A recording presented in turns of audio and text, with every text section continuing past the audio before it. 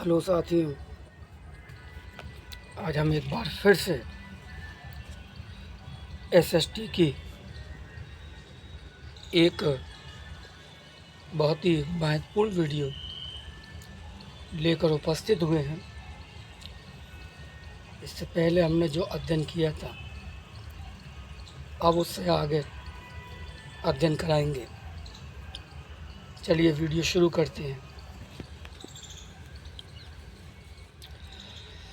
Bharat Greenwich के पूर्व 82.5 degree पूर्व में स्थित है तथा यहाँ का समय ग्रीनविच समय से 5 घंटे 30 मिनट आगे है।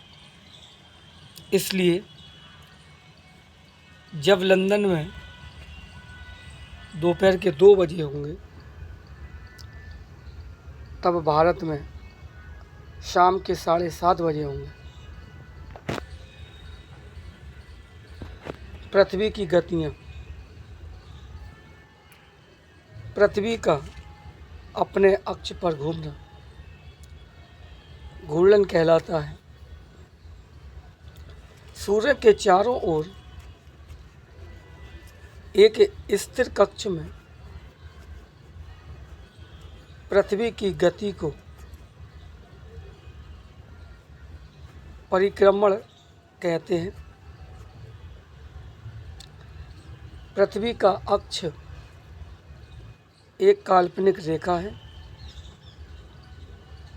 जो इसके कक्षीय सतह से 66.5 डिग्री का कोण बनाती है। वह समतल जो कक्ष के द्वारा बनाया जाता है उसे कक्षीय समतल कहते हैं। ग्लोब पर वह वृत्त जो दिन तथा रात को विभाजित करता है उसे प्रदीप्ति वृत्त कहते हैं।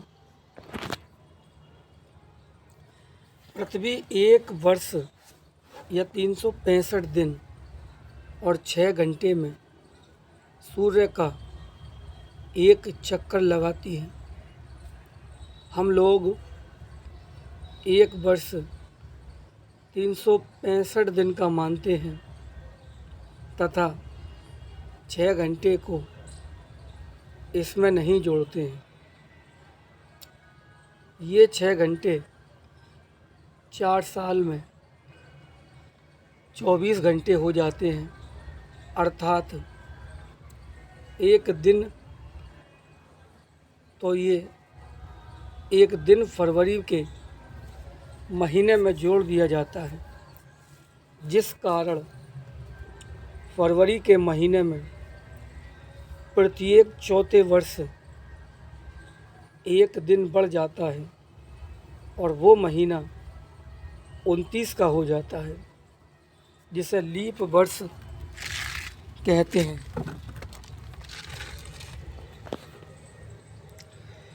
ऋतुओं में परिवर्तन।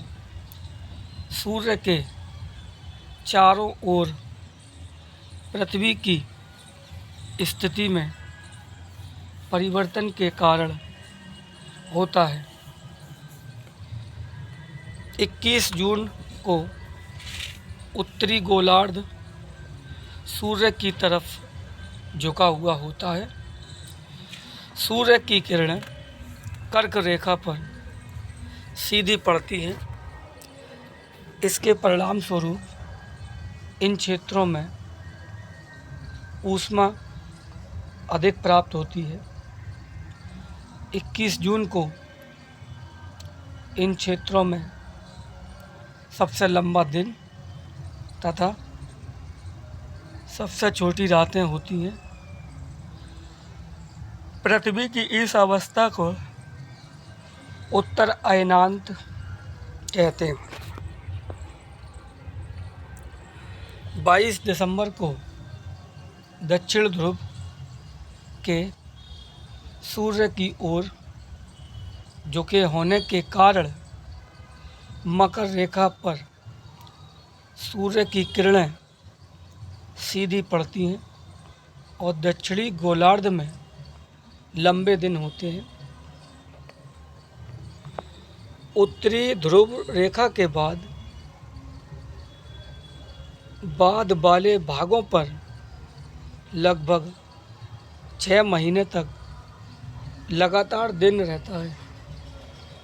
दक्षिणी गोलार्ध में लंबे दिन तथा छोटी रातों वाली ग्रीष्म ऋतु होती है।